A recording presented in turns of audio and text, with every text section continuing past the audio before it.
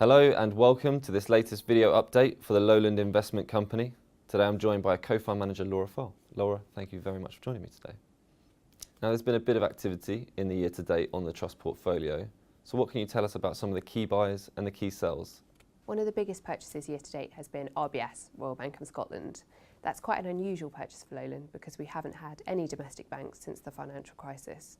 The reason for purchase is that we think the dividend yield is really quite attractive to shareholders. So they've recently announced a special dividend. We think they can do share buybacks as well, which means that the total return to shareholders we think will be attractive. So that's been a new position. It's quite a large holding. It's over 1% of the portfolio. Other areas that we've been adding to are names like Severn Trent, which is a water utility in the UK, where again we think the dividend yield is really quite attractive and it's trading at a lower valuation than it has done historically. Very broadly, we think the best opportunities in the UK within the FTSE All-Share are in the more domestic companies, so that's where we've tended to be adding to.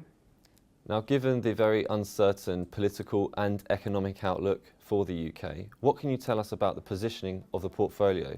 Are you looking for less risky companies, for example? If we drill down into Lowland in terms of where the sales are of the underlying companies, we would be about 50% exposed to the UK.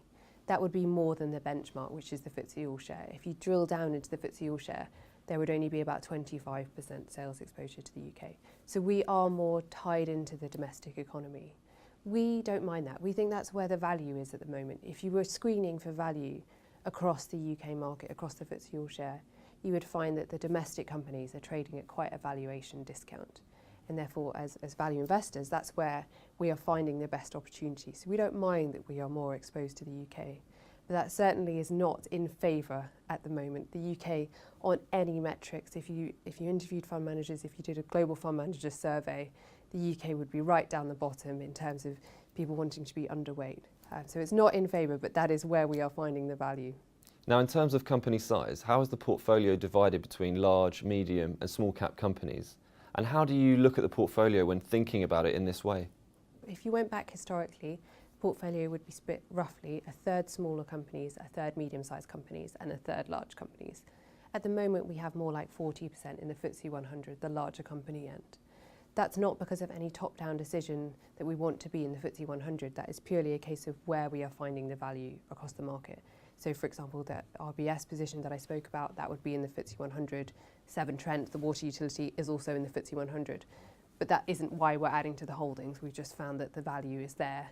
So at the moment we have 40% in the FTSE, but that's not a particularly negative reflection in any way on the FTSE 250 or FTSE small cap.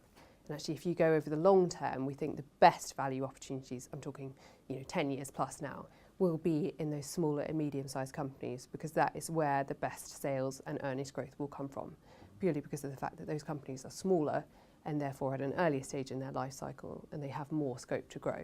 So over the long term, if you looked at where the performance had come from over the last 10 years or so, it would be the smaller and medium-sized company end driving that performance, and we would expect that to continue.